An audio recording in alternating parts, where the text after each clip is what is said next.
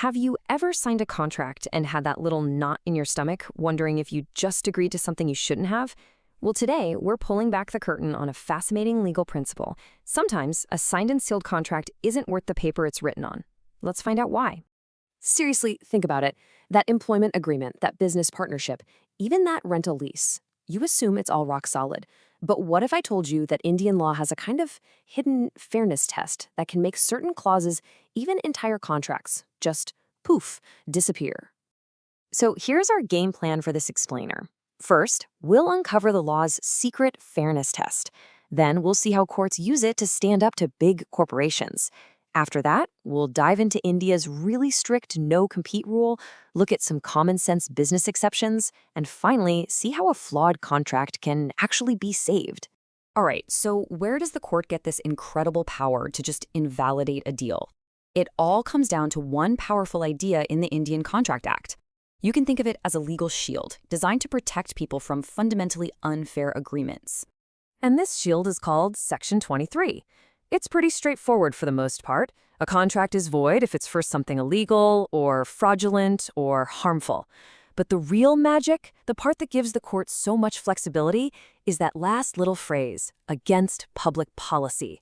That's the legal backdoor that lets a judge step in and say, you know what, this deal just isn't right.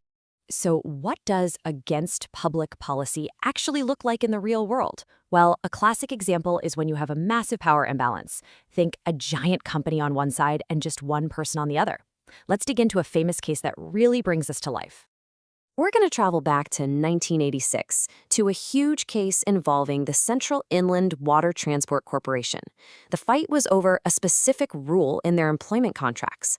On the surface, it might have looked like standard corporate policy, but the Supreme Court saw something very different. So get a load of this. The company could fire a permanent employee with just 3 months' notice, no questions asked. But if that same employee wanted to quit, they had to give 6 months' notice. See the imbalance? It's pretty glaring when you put it side by side like this.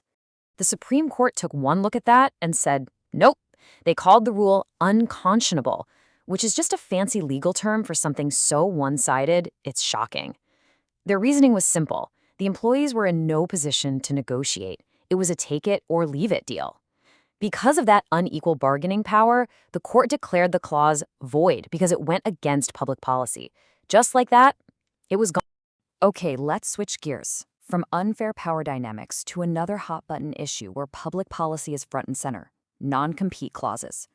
And this, my friends, is where Indian law takes a very, very strict turn. Now we meet Section 27. And this section does not mess around. It's incredibly blunt. It says that every single agreement that stops you from practicing your profession or running your business is void, flat out.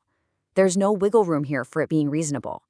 This is a massive difference from how many other countries handle non-competes. And this chart says it all.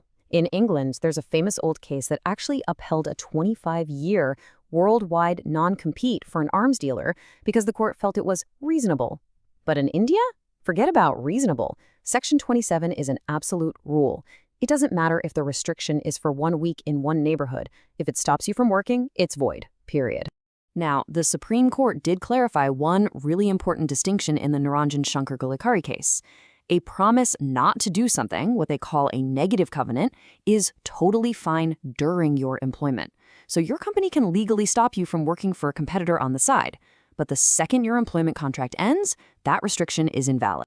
And this whole during versus after idea was really hammered home in the massive case between Gujarat Bottling and Coca-Cola. The court confirmed that an exclusive deal, where the bottler could only work with Coke, was perfectly fine, but only as long as their main agreement was in place.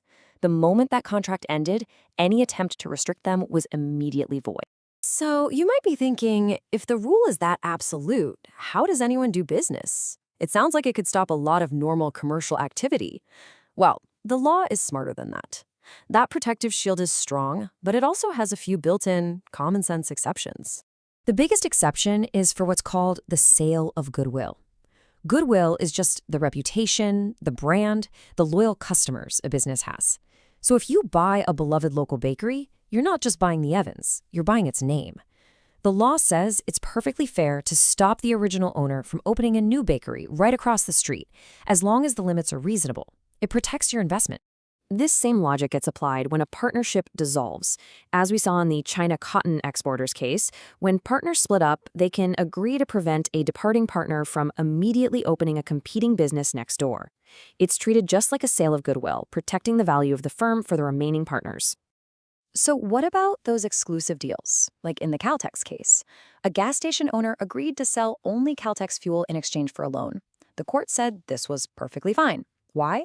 Because the contract didn't stop him from being a gas station owner, it just limited the brand he could sell at that one specific location. It was a business choice, not a complete shutdown of his trade.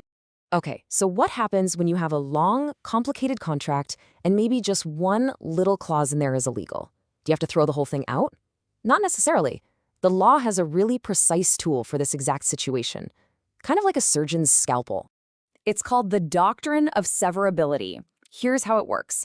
A court looks at the contract and spots the one bad clause, say an illegal non-compete that applies after employment. If they can neatly snip that part out without making the rest of the contract meaningless, that's exactly what they'll do. They sever the illegal bit and the rest of the agreement stands. And that's really the crucial takeaway. The law isn't about taking a sledgehammer to every flawed agreement. It's about finding a balance. It acts as a shield to protect people from unfairness, but it also wants to uphold legitimate business deals whenever possible. Fixing the contract instead of destroying it is the perfect way to do that. All of this leads us to one last big question. We hear a lot about freedom of contract, the idea that you should be free to agree to whatever terms you want. But if the law can step in and just erase parts of your deal because it's against public policy, then what does that freedom really mean? It's a powerful reminder that in the eyes of the law, no freedom is ever absolute. It's always a balance between individual liberty and the greater public good.